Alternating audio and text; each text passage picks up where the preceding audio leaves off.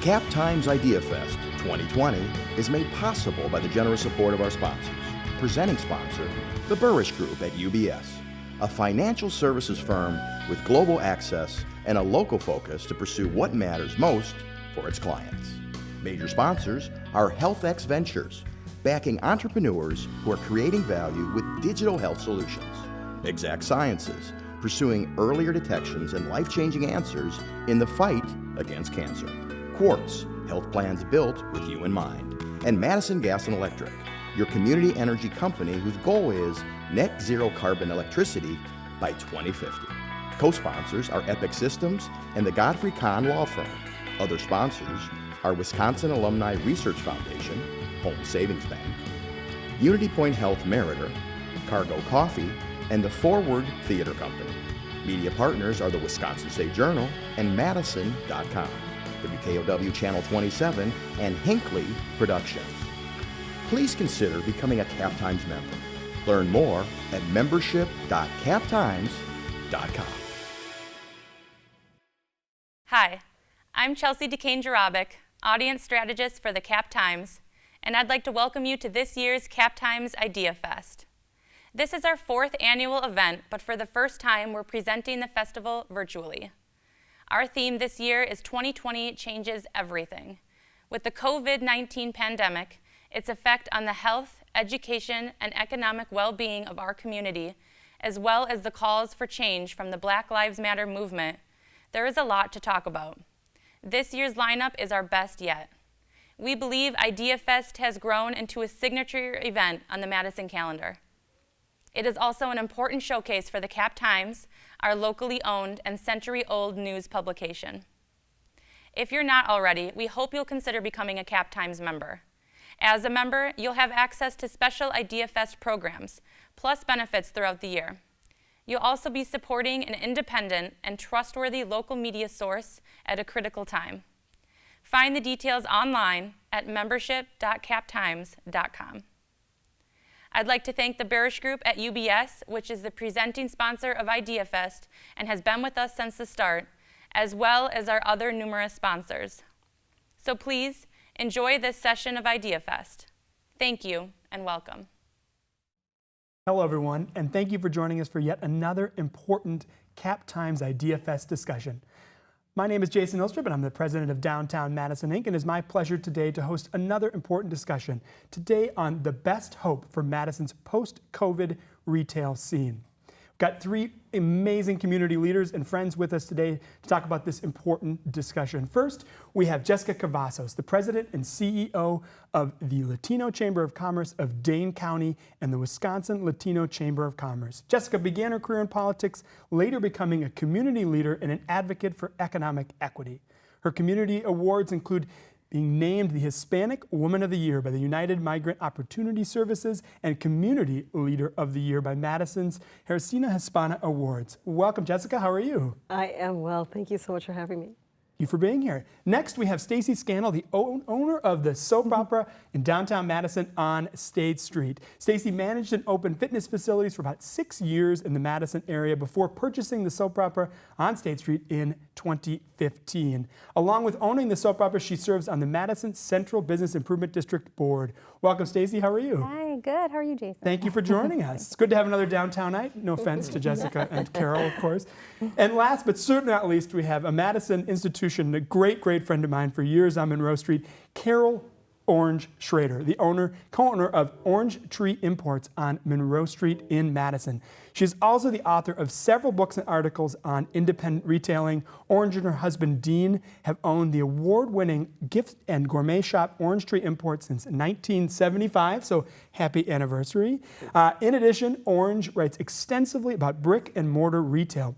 A newly updated and expanded edition of her best-selling handbook, Specialty Shop Retailing, How Can You Succeed in Today's Market, debuted in 2018. Orange, how are you today? Good, thank you, Jason. Well, we're very excited to have everyone here. Welcome again. This is a very important topic, obviously, the topic that's ever-changing as the pandemic started here in March. We're amongst friends, so we really want this to be a discussion and hear about great ideas of how we can move forward in the future in retailing. We've got a few questions we're going to start off with.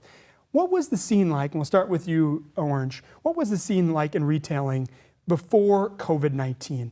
What were the opportunities and challenges you're seeing before the pandemic started? Well, I think that Madison has a very strong buy local scene, and we were benefiting from the fact that people really like to support locally owned business. And even though Amazon has been strong-arming the retail scene for quite a few years, there was an extensive loyal customer base that made a point to shop local and to think before they ordered online whether there was a local alternative.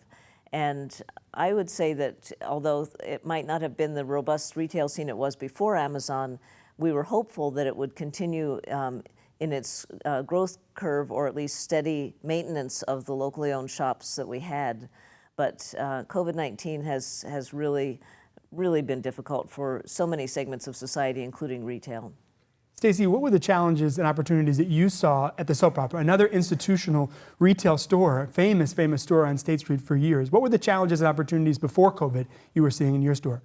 Yeah, probably the same as Orange said, just trying to battle the beast that is, online shopping, which is why we've had an online store since 2000. That's been really helpful, and then redoing the website and things like that. And so really kind of putting a lot of focus and building an entire team once I took over in 2015 to focus on the website was really important to us.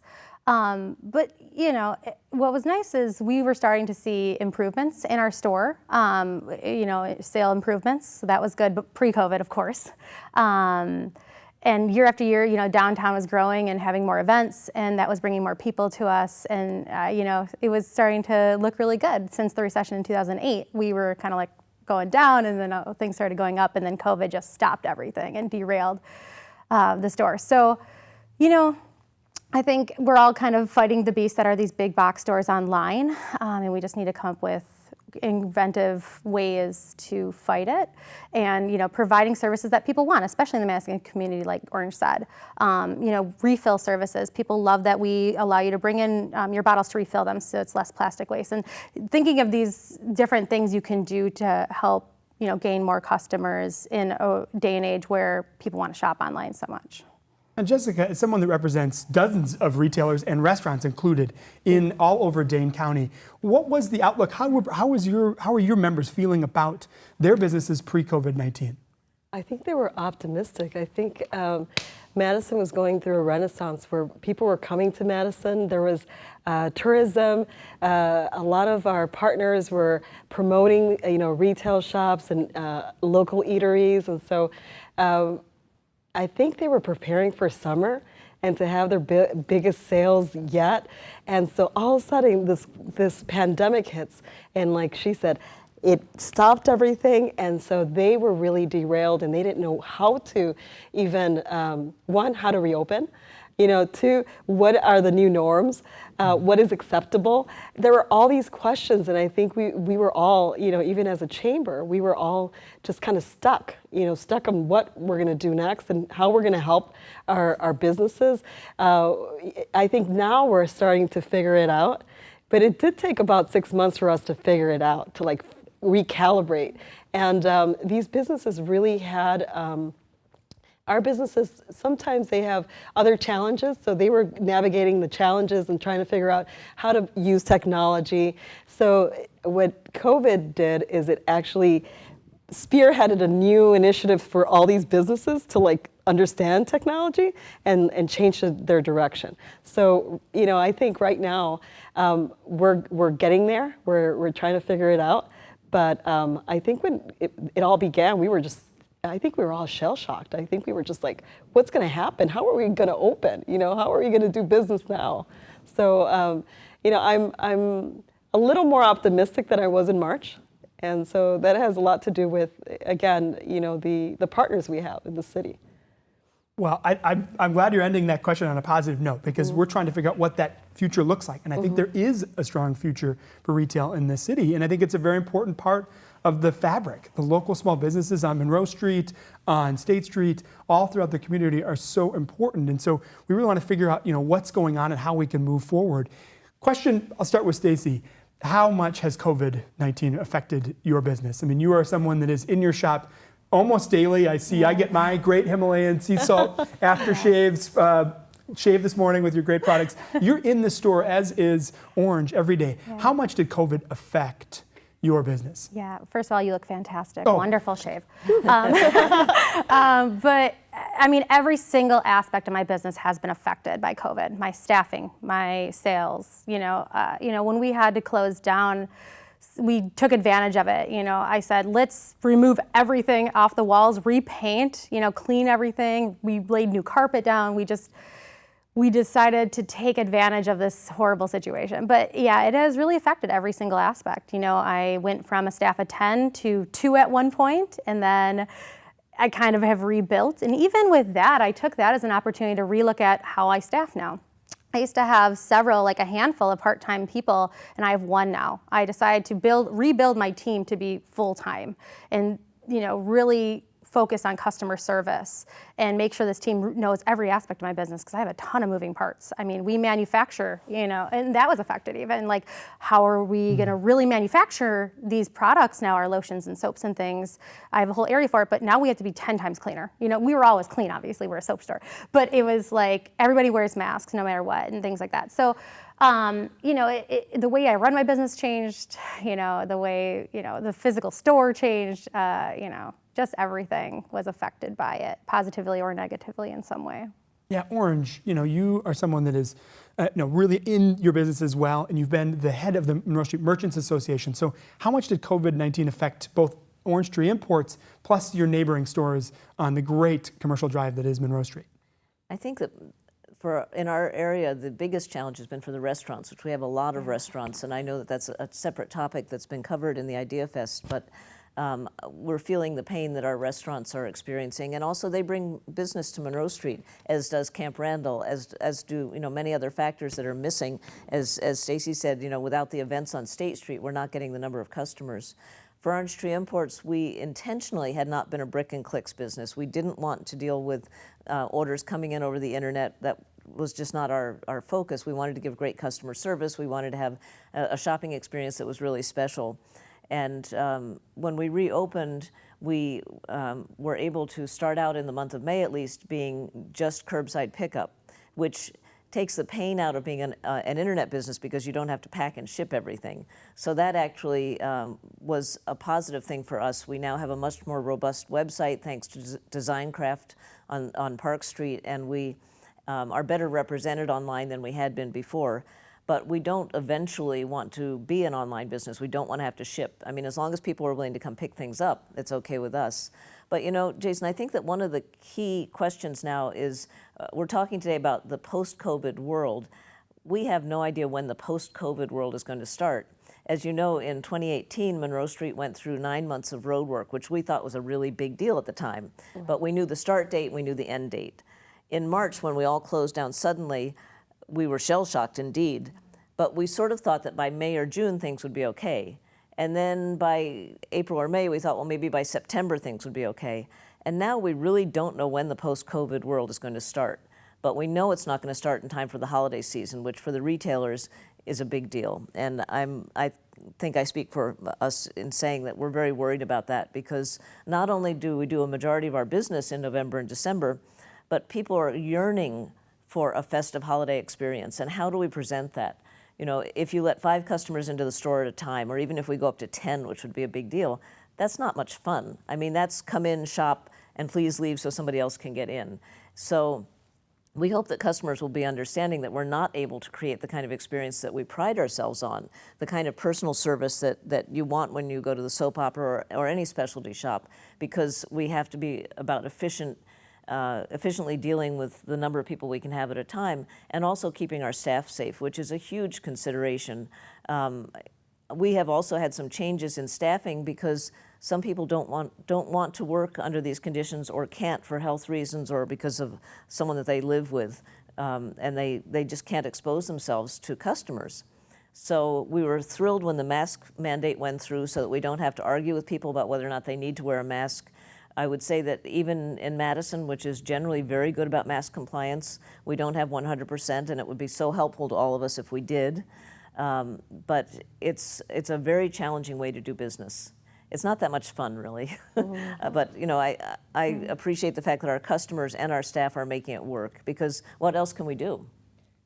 It's so important for businesses to plan, right? For Jessica, for your businesses, for Stacey.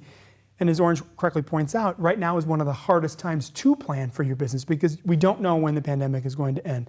There's so much uncertainty with other things happening in the world. Unfortunately, we're in a recession right now, right? So there's less spending.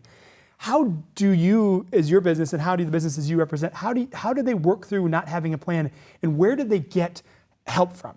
Where are they getting help from, and where can they get more help from?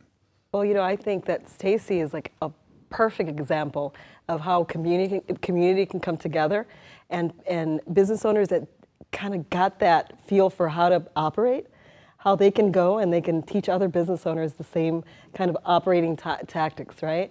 Because what I've seen is that there's a learning curve with a lot of businesses. They still don't know how to navigate. They're trying to figure it out.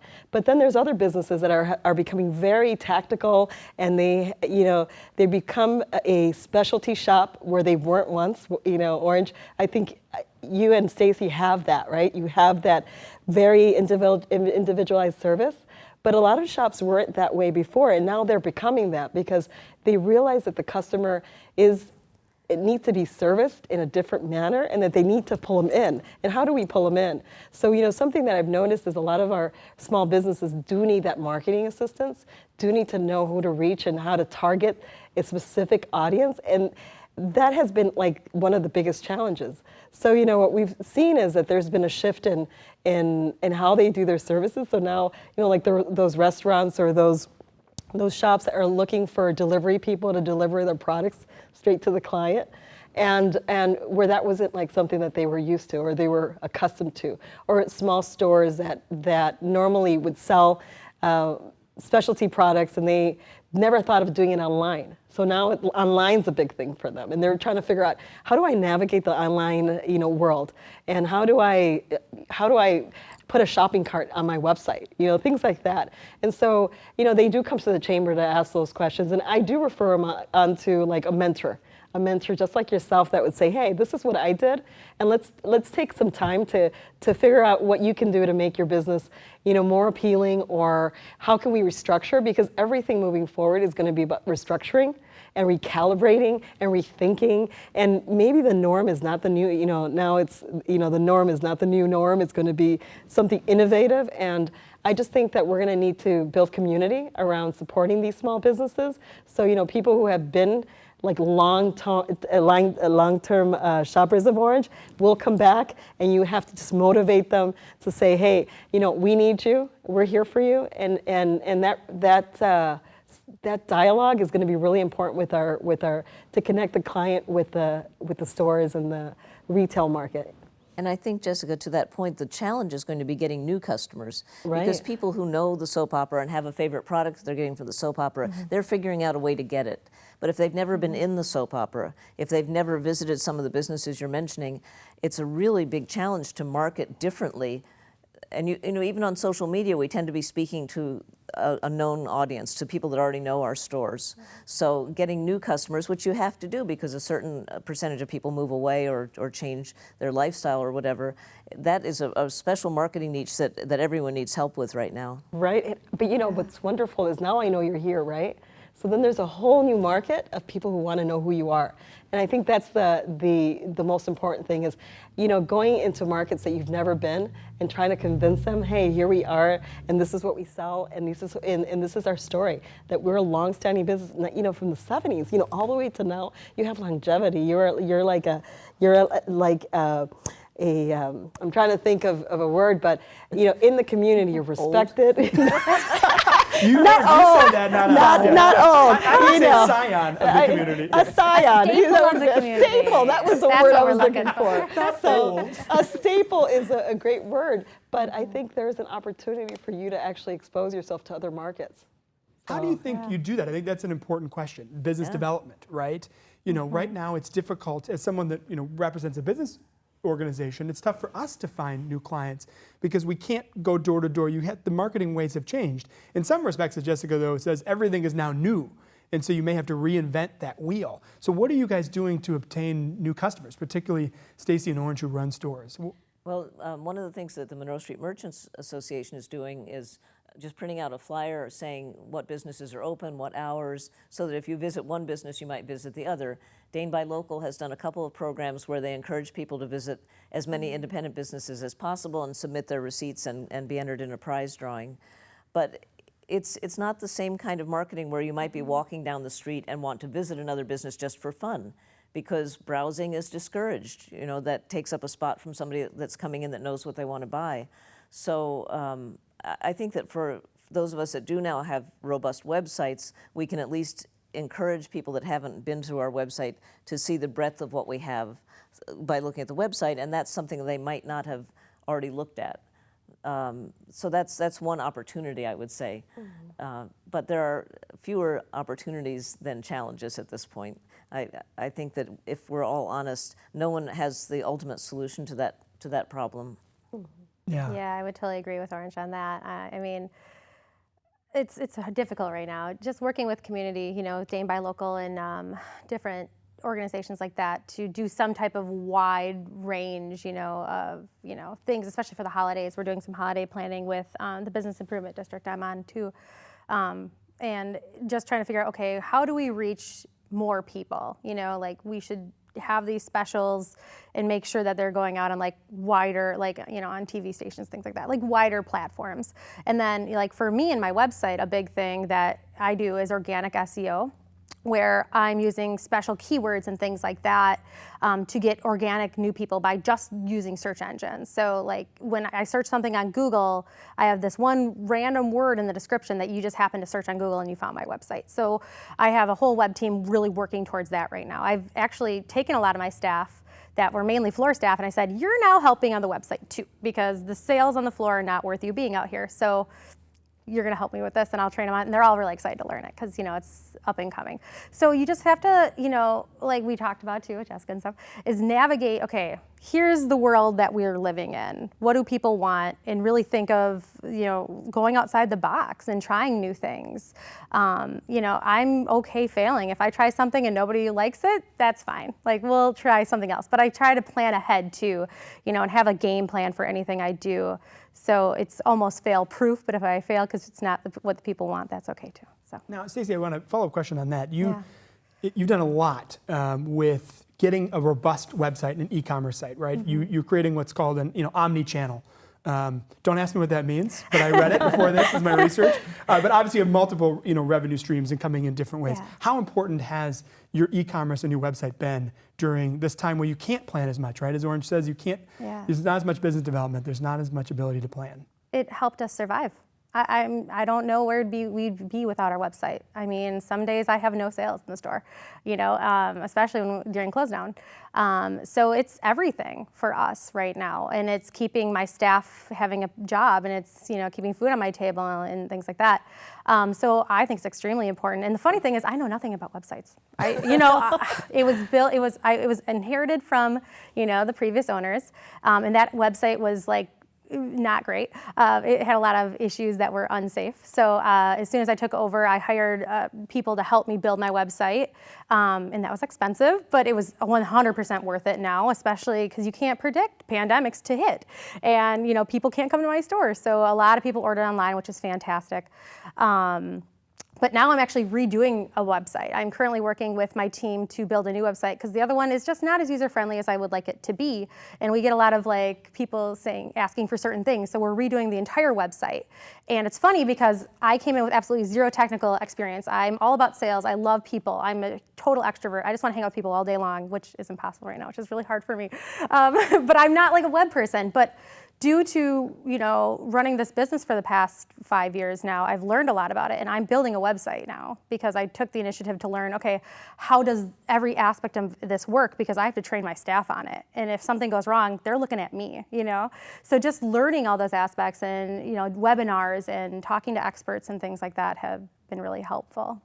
So Jessica, you also mentioned helping many of your members try to move up into those e-platforms. Right. You know, you with representing so many businesses, particularly restaurants, and yeah, obviously there was a topic earlier about restaurants, but the interface between retail and restaurants are so important, right? Because they create a quality main street. Right. How have you been helping your members make sure that they stay relevant in this market, particularly on e-commerce sites and moving many of their things to delivery and to those types of features? You know, adaptability is so important during these times. So, you know, adaptability will make, you know, the weakest, you know, and you're doing a very good job at adapting. And I love hearing stories like that, because it's just like, you know, if I don't have it, I'm going to learn it, and I'm going to figure it out, and that is what is needed in these times, because they are hard times. And I do get that, you know, they say, and I'm just going to quote, for Latino-owned businesses, 25% of our retail market is not going to make it post-COVID. So, you know, that's a huge cut of all these livelihoods that were started with dreams and this passion to succeed and make it through. So our chamber is really concerned, you know, how do we help with that adaptability? You know, and sometimes it's actually starting with the 101 of marketing. And what is that, right? How do you talk to people? How do you go outside your comfort zone? How do you market to an audience that you've never marketed before? And how do you get people to, you know, something as simple as buying a computer for your business, right? And so we have a lot of small businesses that didn't have a computer at their storefronts. And so that was like, you know, so what do you do now? So one of the things that we did do, you know, prior to COVID, actually, we partnered with an organization that helps with technological literacy. And so, you know, they helped some of our business owners get some computers. Now, post, they've shut down their business. You know, they're not doing these. So now we're figuring out, you know, how to buy some of those, you know, like, let's say, computers online and teach them, and we've bought Chromebooks and we're doing classes, and we do specialty classes like online. So we've had to get all these individuals who've never been on Zoom, you know, just in the know-how of how to get on Zoom, right? Like teaching them how to log onto a Zoom account, get a Zoom account. I mean, it's been really difficult in the sense of learning how to teach people, right? And so the great thing is that we have, you know, our VP he's an instructor at Madison College. So he developed a curriculum around how to teach people to get online and how to log on to Zoom. So that was square one in March. And then, you know, square two is how do we help people understand, you know, that marketing has to do with messaging, and how do you start a Facebook page? So, you know, it's been like little baby steps, but now people are actually like, you know, now we're in month 6 or 7, and now they're saying, how are we going to start our website, and how are we going to add a cart? So it's like an evolution, right? It's been really, as a chamber, it's been, you know, we're very heavy on education.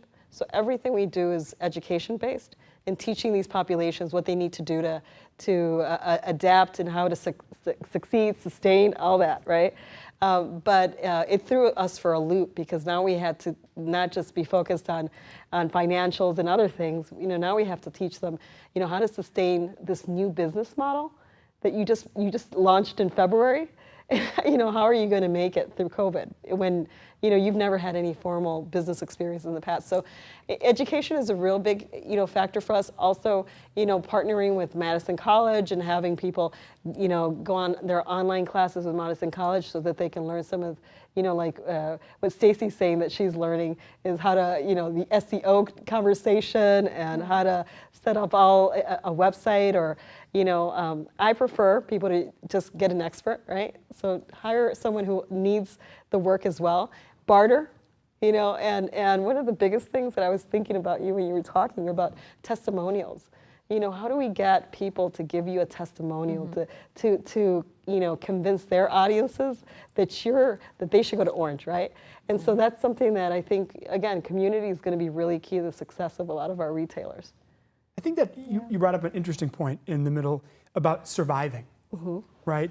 You know, I don't think the average person understands how important retail and tourism, I think two things that are tied together, are important to the American economy. 29 million jobs in America are in the retail sector, and 42 million more support the retail sector, right? The groups that create the products and make the soap and make the cookware. This is huge business in America. And right now, many businesses, including those in Madison, are suffering. So there is going to need to be some help because of the unclear path, as you say. And you've seen the government come in and help with PPP and local government through Dane Buy Local. How have you guys taken advantage of any sort of government assistance, and what do you think you need from governments and community organizations to help survive while we get through pandemic so that you can thrive thereafter? Orange. I think the PPP money was a godsend. I mean, that paid our health insurance for employees and salaries for quite a while. And so I think that without the PPP money, it would have been tough. We would have lost quite a few retailers already.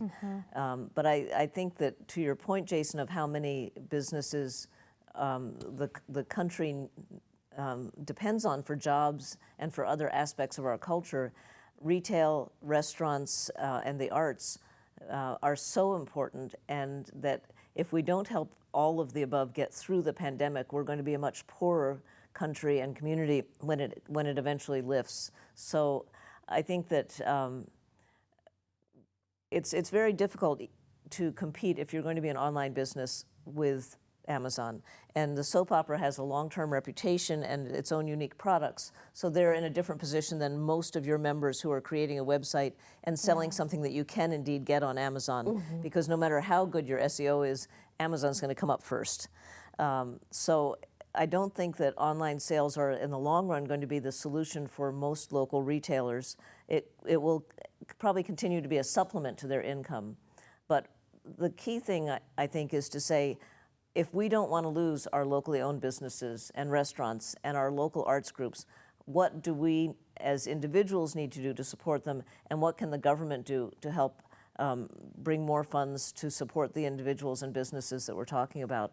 I've heard that there may be another round of PPP money, and that would be huge, because the last money was in April, and the rules changed partway through having the money, and it was very confusing for people. So some people didn't apply for it that could have gotten it, and those of us who got it thought that we had to use it up really fast. So I would certainly welcome another round of funding, and I applaud Dane County for having supported the small businesses as much as it has.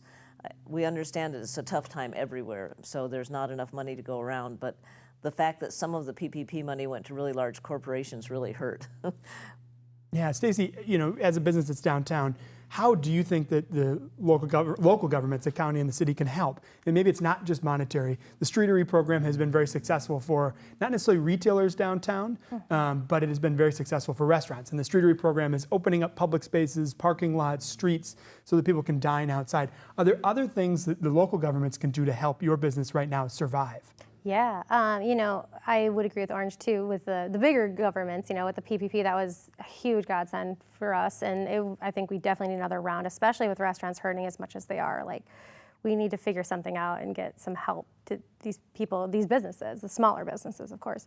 But I think downtown specifically, it would be nice to have some flexibility. Obviously, like you mentioned, the Seedery program was fantastic. I went and dined at some small local restaurants and really enjoyed being able to sit outside and all that. But just being more flexible about like how we can operate, because we need that right now. Like every person on this stage has said today, we got a curveball thrown at us and we had to figure out what to do with it. So just being a little bit more flexible. I mean, a lot of us on State Street have talked about taking buses off the street for years because we are an outdoor pedestrian mall, and it would be great to have events right there and art on the street and to work with each other to promote each other, because we all really care about each other. I talk to fellow retailers down there every week about, hey, what are you doing that's working? What are you doing that's working? And helping support each other is so important, and just to have like a little backing, from our local government would be really helpful to help us succeed, because we've already lost over 30 businesses on State Street this year. And another one just said yesterday they're leaving. A lot of them are leaving. So I'm wondering who's going to be left, at the end of this. And it's really sad to see a lot of my, fellow retailers and friends go. I think that's a good place for us to take a quick break. We've gone over what the market looks like now, pre-COVID and post-COVID.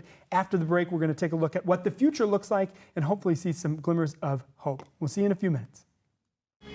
Cap Times Idea Fest 2020 is made possible by the generous support of our sponsors.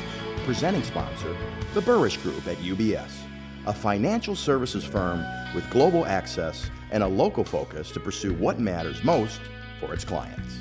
Major sponsors are HealthX Ventures, backing entrepreneurs who are creating value with digital health solutions. Exact Sciences, pursuing earlier detections and life-changing answers in the fight against cancer. Quartz, health plans built with you in mind. And Madison Gas and Electric, your community energy company whose goal is net zero carbon electricity by 2050. Co-sponsors are Epic Systems and the Godfrey Kahn Law Firm. Other sponsors are Wisconsin Alumni Research Foundation, Home Savings Bank, Unity Point Health Meritor, Cargo Coffee, and the Forward Theater Company. Media partners are the Wisconsin State Journal and Madison.com, WKOW Channel 27, and Hinckley Productions. Please consider becoming a Cap Times member. Learn more at membership.captimes.com. Welcome back. As you remember, we're talking about the future of retail in Madison. We're very excited to have a hopeful conversation about where retail is headed in Madison, in our country, in the future. We certainly are at an inflection point, but it is an inflection point that I think there are many positives to come. And so we want to discuss with our panelists. We've got Schroeder from Orange Tree Imports, Stacey Scannell from the Soap Opera, and Jessica Cavazos from the Latino Chamber of Commerce of Dane County and the Wisconsin Latino Chamber. First question, big first question. Post-COVID, COVID's cleaned up. What do you see? Yes, a hard thing to look at right now, right? Orange is laughing. What do you think the future of retail is? I think that people will be so joyous about being able to be together and to be out shopping that I personally think that if COVID disappeared today, our sales would go back to where it had been pre-COVID. I hope that people's shopping habits haven't changed that much. Of course, because COVID has been here, we know that there are a lot more people who are unemployed, a lot of people who have stopped buying certain items. I mean, when we got ready to come in today, we had to put on makeup, and it's like, oh yeah, makeup. I remember that. I haven't put on a suit in a long time. I know, I had to look in my closet. The full suit with the pants included. Jason doesn't, he has a desk, we yes, don't. You can't tell. But I think that another thing that will really come back is special events. People will be eager to have festivals and events on State Street, the farmers market, the art fair on the square, all these events that bring tourism to Madison. But that's assuming that COVID has completely disappeared.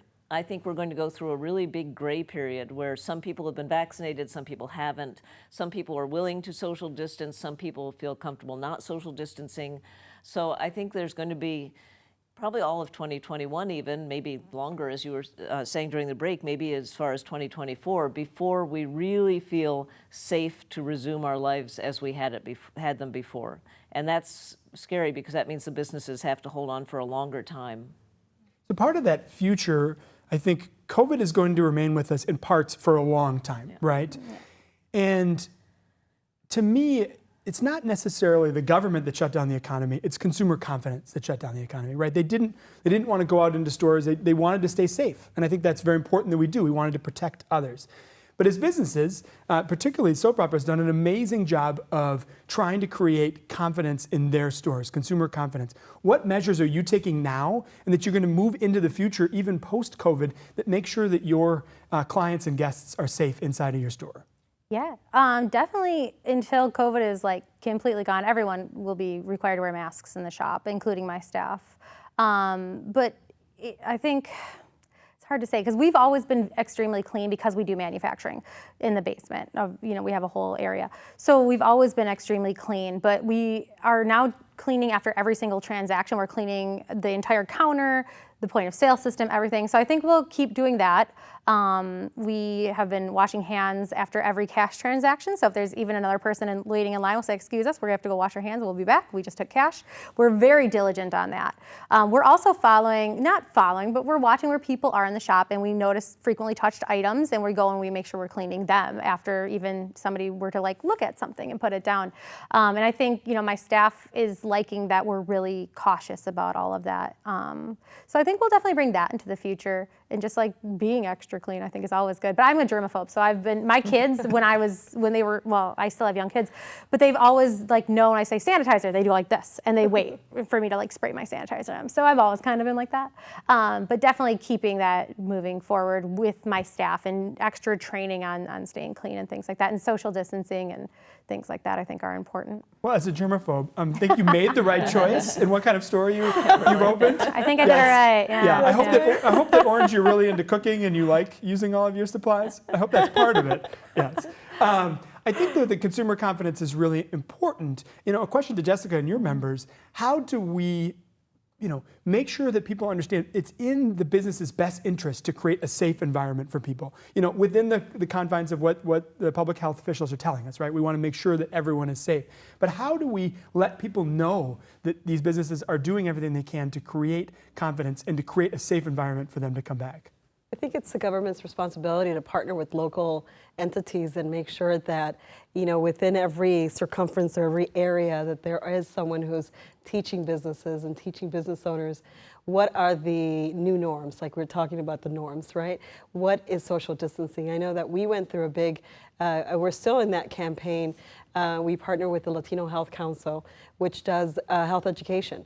And so I know UW Health and several entities came together, put together a packet, and now we're getting masks delivered daily to the chamber, and those masks are going to the local businesses to distribute within their communities at no cost. So, we took it as a chamber on ourselves with very little support from any other entity except these nonprofits to educate our community, figuring out what are the new norms for COVID? What is a mandate? How do you operate during this mandate? How do you reach people who, again, don't want to wear a mask, and that's, some people don't realize that it is a law. It is something that you have to do. And so how do you deal with difficult customers when they don't want to put their mask on? And so the chamber has been real proactive, doing daily videos or weekly videos on Facebook, trying to reach out individually. We had the UW School of Medicine students come out and drop off leaflets and information for all our businesses and drop off boxes of masks so they can give to their clients or their customers. So it will take, again, I'm a big, proponent of unity and community and private and public partnerships to make things run easily, and I think it's going to take really, one, that the government supports a lot of these nonprofits so they can reach out to their communities, whether they're business owners or not. I think it's going to be all our responsibilities to keep everybody safe. And what COVID did is it really did level the playing field for everybody. We are all in it together, right? No one's different. And I think some of those differences that were so, again, when we talk about these movements and everything, we all are the same. There's a lot of, a lot of fight against, how do we educate our businesses? Everyone has the same problem. No matter what color you are, people are losing customers. No matter where you come from, the same issues happen to everybody. So as a chamber and as an organization, I think it was our responsibility to reach out to our members and say, hey, how can we help you? We partnered with Lighthouse Church. We asked them, hey, are you in school? No. Can you help us, call our members and see what they need? They made about 350 calls to our members and they asked them, is there something you need? What's going on during COVID? Can we help you? Do you have food? Things like that, mental health. So, I think we pamper our members because we want to make sure that their holistic side, that everything's being met. But, it was a very difficult ride because we felt like we were alone for like those first couple of weeks. We didn't know what to do. So it took a collective effort with community. So, and I know you and I, we talked and we brainstormed, and that's community. So we really need to start focusing on how we're all going to work together to get through this. Yeah, I think one of the things that's been very positive for us at Downtown Madison Inc. is that you're seeing a lot of groups coming together, civic groups coming together, whether it's Monroe Street Merchants Association, the Business Improvement District, the Chamber, Latino Chamber of Commerce, the Black Chamber of Commerce, are working more. They're working more than ever together, and they're working better than ever together. Yeah. So I think that's really important.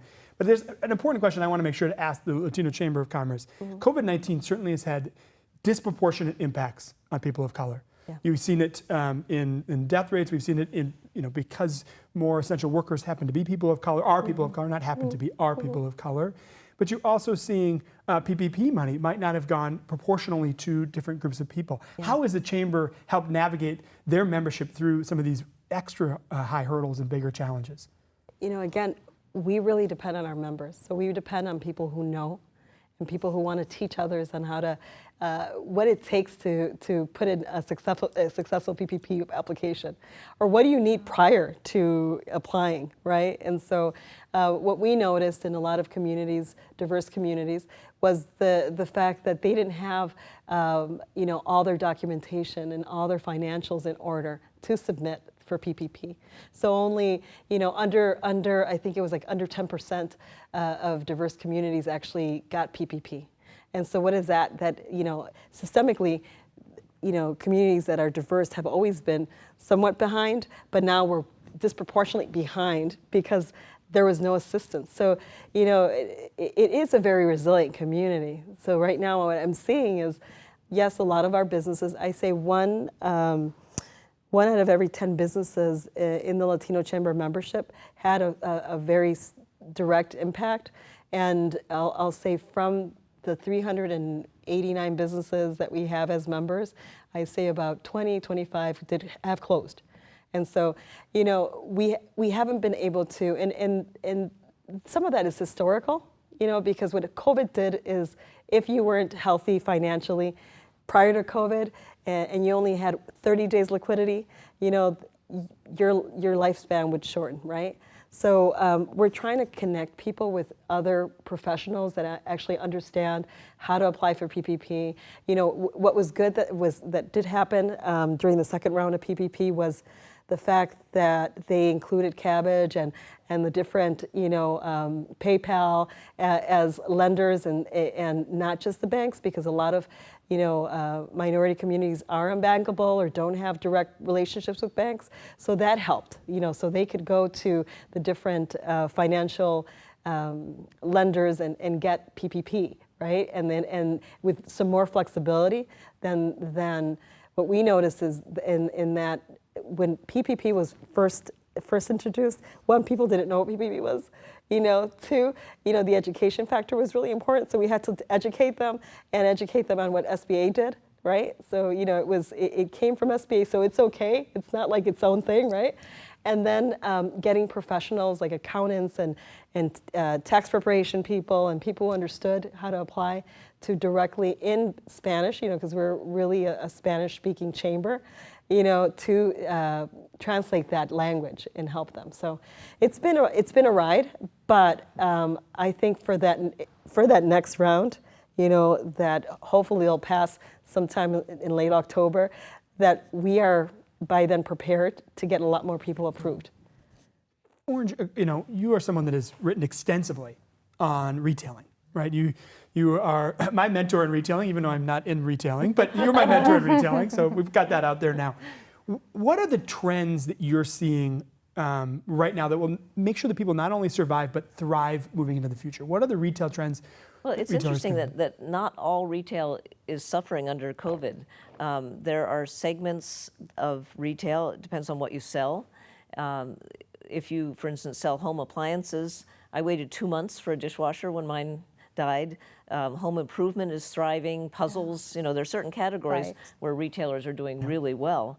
And I think that part of it is finding a niche where you have something, like the soap opera that you can't get anywhere else, and maybe just riding out the parts of your business that are not something you can easily sell online, and emphasizing the things that you can feature on your website. We have found that certain products for our curbside pickup sell better than they did in the store. Maybe they picture better. And so, that's something that we are learning, what products are stronger now that people are home more, what do they want. But I think it's a particularly challenging time to go into retail. It's hard to get loans for retail stores. So what we're seeing nationwide, even before COVID-19, is a decline in the number of retail stores. The vacancies on Monroe Street in general have been filled in by real estate companies or service businesses and instead of retail. So even before COVID hit, we have nationally a lot more restaurants and dining establishments, a lot fewer retail stores. And Jason, I think you mentioned earlier that you need a balance to have a healthy downtown or to have a healthy shopping district. You need a balance so that there are people walking around during the day, not just coming to shop, to dine in the evening. So I think that there are opportunities there that we need to sort of investigate. What do people want to buy in person? What experience can we offer post-COVID especially that will be special enough to get them out of their home and into a store? And that has always been a challenge in the past few years since Amazon. What can we offer that's different and worthwhile? And customer service is one of the things that we really pride ourselves on. How do we translate that into customer service when we can't necessarily see people in person? And we're really struggling with that because we are, you mentioned loving people. We love people. That's why we're in business. I'm not really in business to sell products. I love the products, but it's the uniting the people and the products that really makes retail exciting for me. And so it's the people component that in the future will be our strength. And if we can maintain that through social media, through Facebook Live, through ways of making people feel involved in the business, doing contests, you've done some creative promotions, and we try also to do something that people feel involved with the store and connect with each other.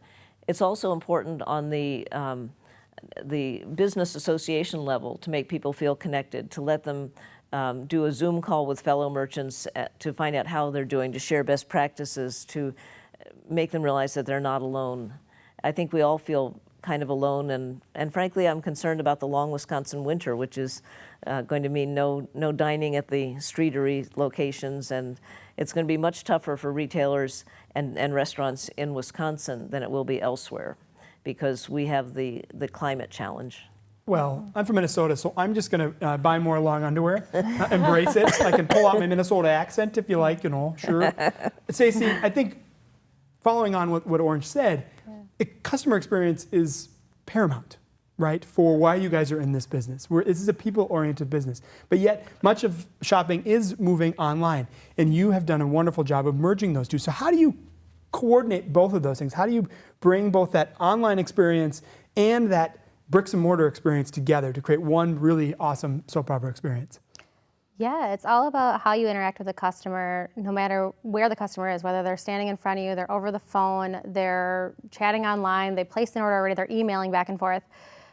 It's always how that interaction goes. And the first thing I always train on is this is how you treat people, which is funny. It seems so simple, but it's like, we treat people with respect. We, get to know people. That's like number one, day one in training with me at the shop. It's, everyone should come in and feel special. They came in for a reason. Like a lot of people come into my shop because they're like, I'm just having a really bad day, and I know if I come to the soap opera, I'm going to be happy. I've got that so many times I can't even tell you. Because, you get to know people. That's step one, maybe they came in for face cream, great. Well, what do you do for a living, What do you like? Things like that. And just starting a conversation and being a human and having human interaction is really important, even if we have to do it 6 feet away with a mask on. Like people, especially now with having to be in our homes so much or not getting out as much, just like having that conversation with somebody is really important. And then, obviously you might want to not send an email like, so what do you do for a living? But you can definitely open it up. Like if we get a ton, I do at least, on like my Facebook page for the store and our social media, like, hey, I've been trying this product, but I don't like this about it. What would you suggest? I get a lot of that, a few times a week. And so I'll send, all right, tell me a little bit about, like, maybe it's a face care product. Tell me about your skin type. And then I get to know them. And then I can make a ton of recommendations on that. And this is all done over email or, messaging on Facebook and things like that. So just being open to those conversations and responding to your customers as soon as possible is important. And we have chat on our website. We just added that this year, and it's been phenomenal. People are on our website, maybe they can't find what they're looking for. We can shoot them a link right away to find it. And just like having that personal interaction, even though it's through a computer, you can still do that, and you can still be kind. And that's the big thing I teach too, is like, always be kind. I mean, the world has a million options. You can be as mean as you want, but let's just choose kindness, Like maybe somebody's upset, they got a shipment that went wrong, maybe, a cap came off in the shipment and lotion's all over the box. Well, you can still apologize and say you're sorry and give them a new lotion, and we'll figure it out. But just always being apologetic and, showing kindness is always step one, Well, I think it's not just step one. I think it should be the mantra for what America right now. For the world. Honestly, can't we all just Let's be all just be kind, yeah. Can't we all just get along? So one thing I think you're seeing in retail now, the stores that are surviving are the stores that do really well in one of four areas, right? They have great content, they have great products, they're an expert in something, or they have a great experience.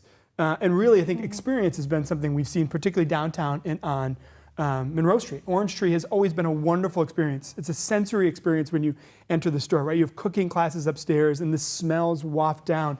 You were having wine parties in your backyard of your building before COVID-19 hit.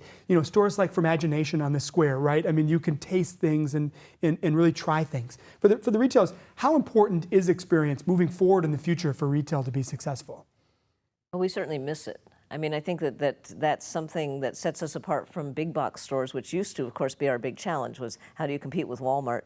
But what you were saying about sanitizing in your store and watching to see what people had touched and cleaning that, clearly, as a specialty shop, you were head and shoulders above mass market in terms of protecting customers. And so that's part of the story to tell, in addition to the pleasant shopping experience that we're trying very hard to replicate under trying circumstances. Because you don't have as much time to get to know customers, and there aren't as many customers coming in that you haven't met before. So that is definitely something that we're struggling to replicate at this point, but we look forward to getting back in the future. But I think that the experience and the personal service and such will set us apart and serve us well going forward. I do think in the future it's going to be, for a certain economic category at least, a specialty shop, a locally owned business versus Amazon, rather than am I going to go to Walmart today for a product versus going to a locally owned store. But it's also an economic factor. I mean, we have found in communities that protested against Walmart coming in back when Walmart was the big threat, those who had more money didn't want Walmart ruining their local businesses, and they didn't want it ruining their, quaint town or whatever. But people who wanted jobs and who wanted lowest pricing, which tended to be people who were economically challenged, they welcomed Walmart. So I think that it's not exactly an even fight, even now with Amazon. That people might be looking for the lowest price and going to Amazon, no matter how well we do it in a locally owned store. So that's a challenge that existed before COVID and will continue after COVID. How much does experience matter, Jessica, to your members? You guys really, you have people that are experts in fields, they have great products, but they're also having a great experience. How important is it for your members? I think our members are still navigating all that. I mean, I think it's you have to think that a lot of I'll say 50% of our new members are startups. They just started maybe in the past 3 years. So that's for them. They're feeling the aches of the draining economy, right? And they have to figure out how to innovate and how to. They are competing with like the Amazons, right? So they have to, that specialty feeling, that that kindness factor that you're talking about. That's something that's in front of their models. Like now, they're trying to figure it. How are we going to be nicer? How are we going to provide specialized service? In the Latino community, it's a little different though. I just have to admit, it's just like we have a circular economy.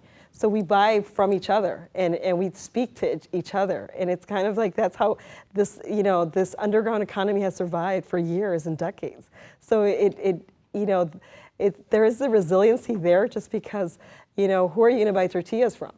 You know, you're going to buy it from someone who sells tortillas that's down the block, and you know his mother, his grandmother, and that's how it is. And so I really do think that even though we're going to be innovating, a lot of the early, you know, retail experience back from the boutique days where people really, you know, they went to a boutique to get, you know, if they were going to buy hats, they were going to buy hats. If they were going to buy shoes, they're going to buy they're going to buy soap, they're going to buy soap, right? I think that's going to be where we're going to have to kind of compete with Amazon. I think Amazon can't provide a smile. They can't provide advice.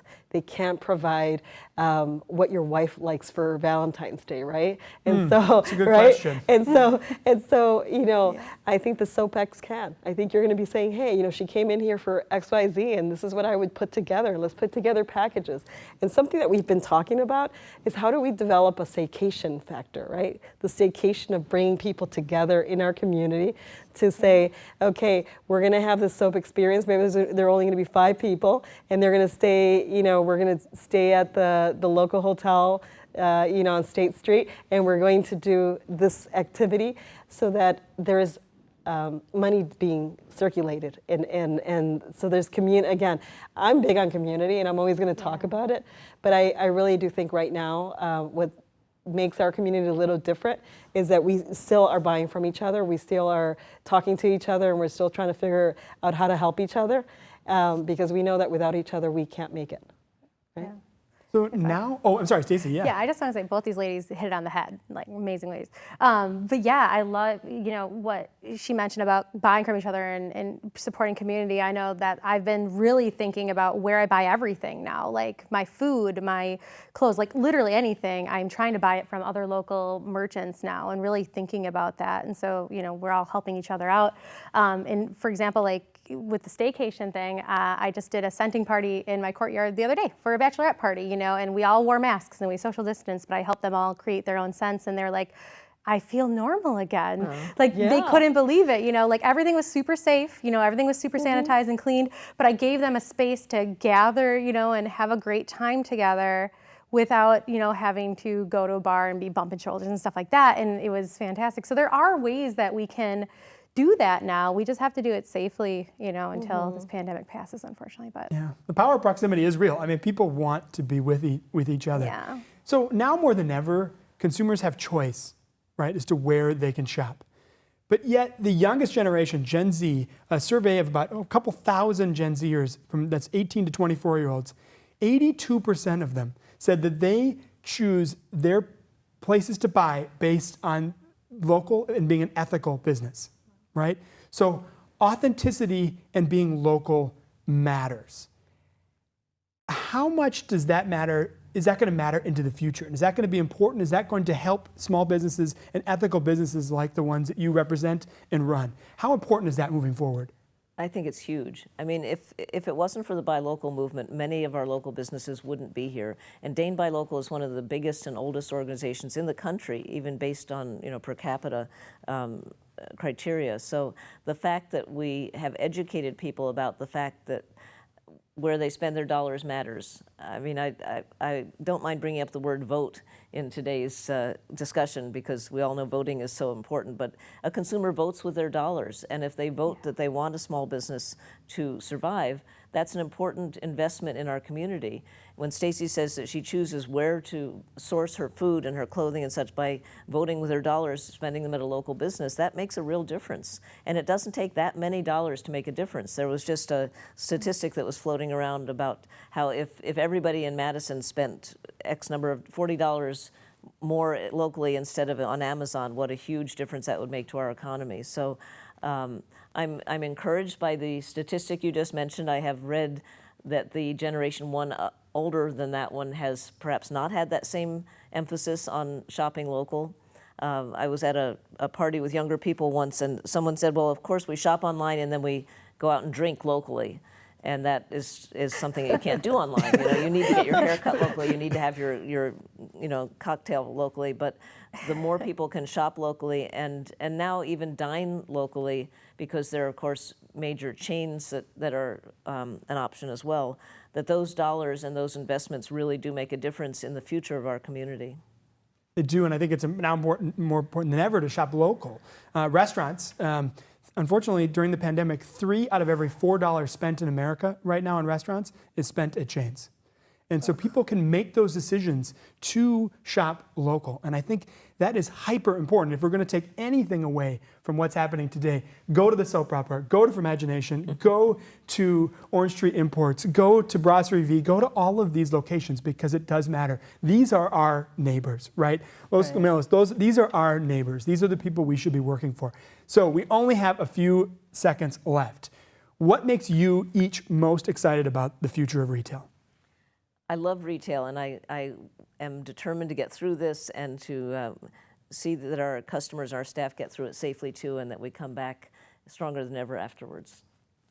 Yeah, same here. I really hope that people, post-COVID, I guess is the term, are really excited to get out and shop with each other and enjoy the smells and the feels and, trying on clothes without, ordering online and having to ship it back or whatever. But I hope that people are excited to get back out and we can start up events again and just become a community again. For me, I think it's interconnectedness. I think this COVID has made us miss each other. And I think once post-pandemic, I foresee the economy bouncing back even stronger. People really appreciating each other and those local businesses and celebrating them. And so I'm just excited for just seeing you flourish and maybe opening up 3 or 4 more locations because you made it through this dark spot, right? Yeah. And so I'll tell you that working with you and all these other leaders in the community really made me value, what we can do as a collective. I love it. That is a fantastic way to end. An enormous thank you to Orange Schroeder from Orange Tree Imports, Stacey Scannell from the Soap Opera on State Street, and Jessica Cavazos from the Latino Chamber of Dane County. And we want to say a huge thank you to all of you for watching today. This is a very important discussion. And again, what is the most important thing you learned? To go and shop locally at your stores. A huge thank you to everyone at the Cap Times, Paul Fanlin and the team for making sure that the Cap Times Idea Fest, such an important part of our community, remains vibrant and strong during this time when we have to be virtual. And a big thank you to all of our sponsors, to UBS and the Andy Burrish Group, to MG&E, to Exact Sciences, and all the rest. Thank you for making this happen. Thank you for joining us today, and I hope you have a great rest of the week. Cap Times Idea Fest 2020 is made possible by the generous support of our sponsors. Presenting sponsor, the Burrish Group at UBS, a financial services firm with global access and a local focus to pursue what matters most for its clients. Major sponsors are HealthX Ventures, backing entrepreneurs who are creating value with digital health solutions. Exact Sciences, pursuing earlier detections and life-changing answers in the fight against cancer. Quartz, health plans built with you in mind. And Madison Gas and Electric, your community energy company whose goal is net zero carbon electricity by 2050. Co-sponsors are Epic Systems and the Godfrey Kahn Law Firm. Other sponsors are Wisconsin Alumni Research Foundation, Home Savings Bank, Unity Point Health Meritor, Cargo Coffee, and the Forward Theater Company. Media partners are the Wisconsin State Journal and Madison.com, WKOW Channel 27, and Hinckley Productions. Please consider becoming a Cap Times member. Learn more at membership.captimes.com.